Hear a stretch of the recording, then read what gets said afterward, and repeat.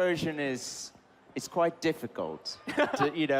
It doesn't really lend itself to the 7-second description, but it's a science fiction game. That's how I think of it in my mind. Everything else comes from that, right? So a lot of people will pick up on procedural stuff and the infinite universe and stuff like that, but as a game, like minute to minute, second to second playing it, it's sci-fi, It's the sci-fi I love, right? Which is not really the sci-fi that's in games generally.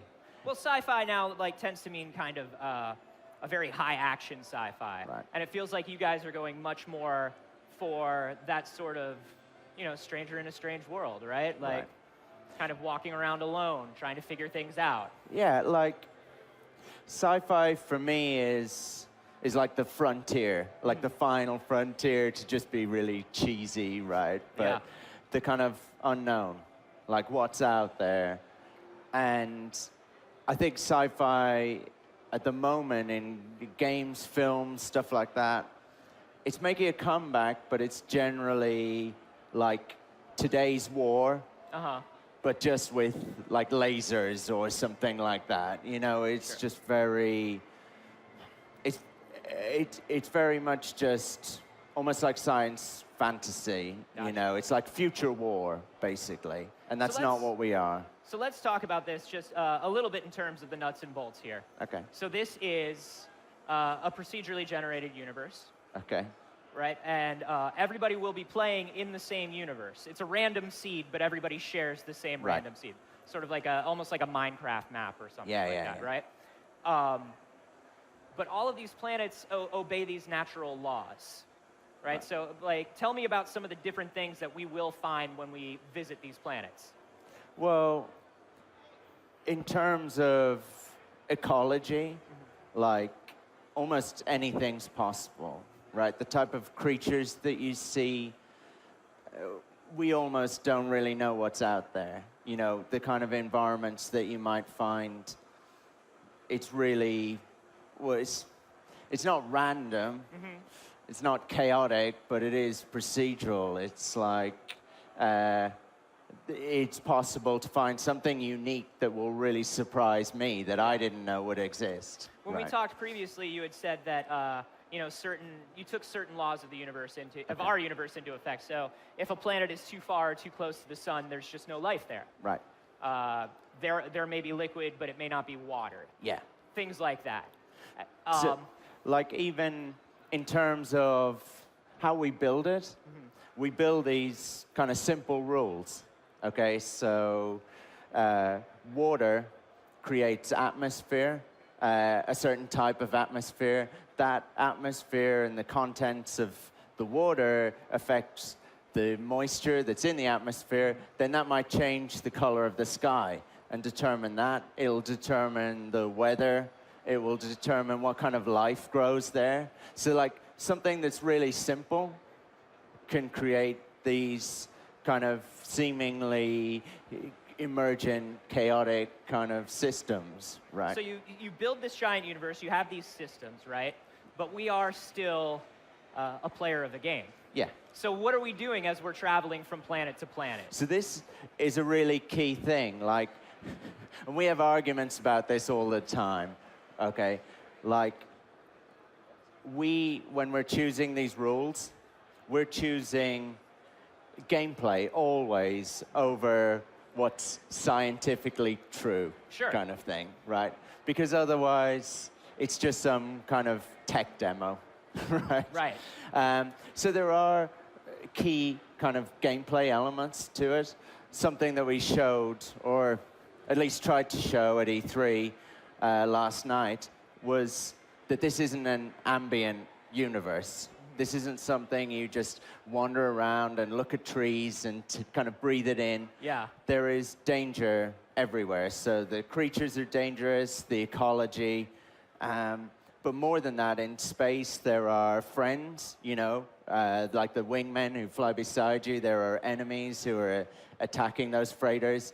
But in terms of gameplay systems, this is a universe, and you make your own gameplay within that, right? So those freighters, I could have started attacking them, and I would have gotten a reward for, blowing one of them up.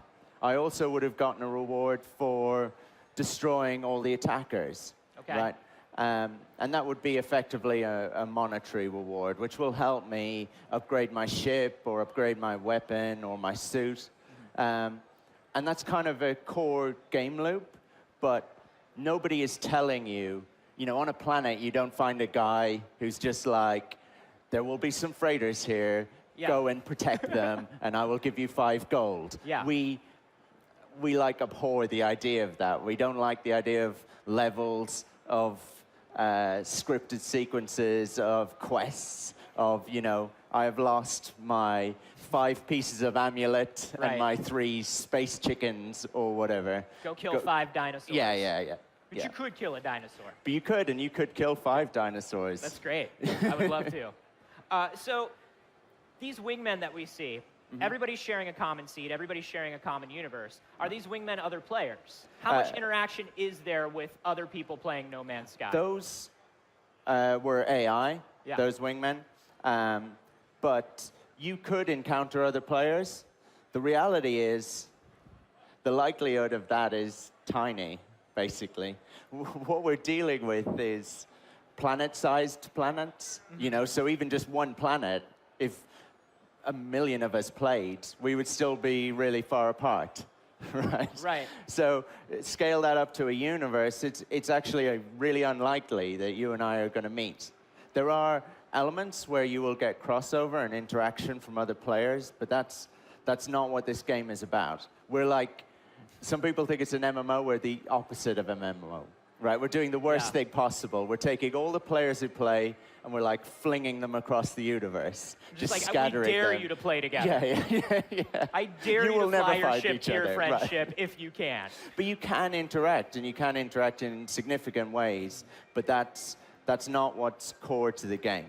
And you were telling me one of these ways that players kind of passively interact with each other is in the trailer that you showed, if you fly onto a planet that another player has been to, it tells you who found that planet first. Right. And you see that in the gameplay we showed yesterday, that you get to discover not just planets, but like lakes, mountains, rivers, whatever, but also resource seams or space stations or certain trading routes or whatever, and you can then discover them, choose to upload them, or maybe keep that information to yourself. So you could, after you discover a planet, share that information, and then it goes on to every other player in the game's map. Yeah, and when you start off, if you were the, which I hope you will be, the very first person to play, right? If you're first in, you'll bring up your map, and there will be no information. You will be able to see all the planets, all the stars, everything, and zoom right into them, but it will just say unknown. And then as more and more people play, which we kind of hope they will, that will begin to get populated. And people will be perhaps attracted to places that have been discovered. They'll think, oh, I see a trade route, I see hospitable planets over here, I'm going to go there. But some people will be kind of lone wolves, like frontiersmen, and they will say, I will go nowhere near that. Yeah. I'm going over here. Nothing has been explored over here. This is the great unknown, and people will charge towards that. So let's say I discover a planet, I'm the first guy to land on this planet with my ship, and I just tear into that hillside there.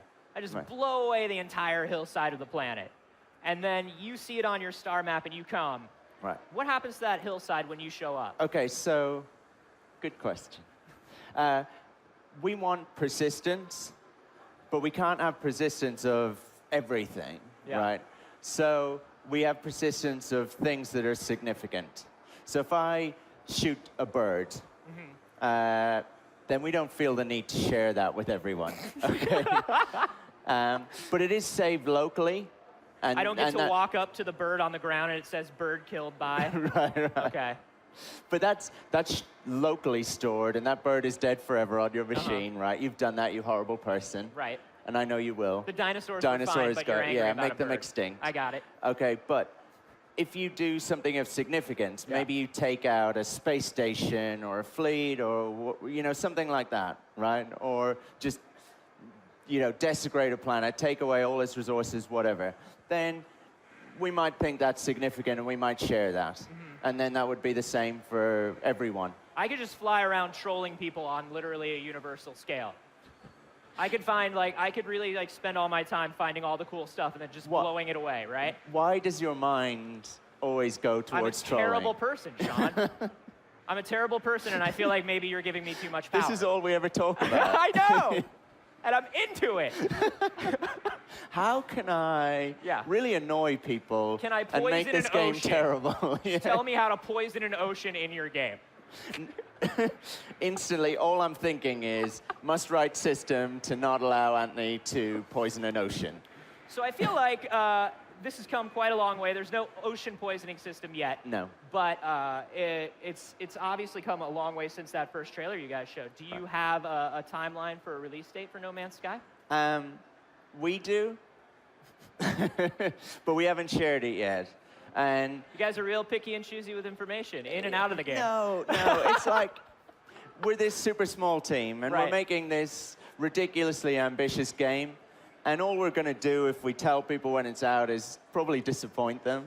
So when we know for sure, then we will announce it. And until then, we'll keep our stupid mouths shut. And if people want to keep up with the game, where can they go? I guess they can follow me on Twitter, Anthony. I hardly ever say anything. I saw you join Twitter. I was very proud of you. That's just at No Man's Sky, yeah? Yeah, right. They can go to our website, whatever, nomansky.com, something like that. Awesome. Well, thanks so much, Sean. Remember, guys, this is just day one. We are going to be here all week. We have so much going on. Be sure to keep following the stream. We will see you back again tomorrow morning with even more of E3 2014 Live.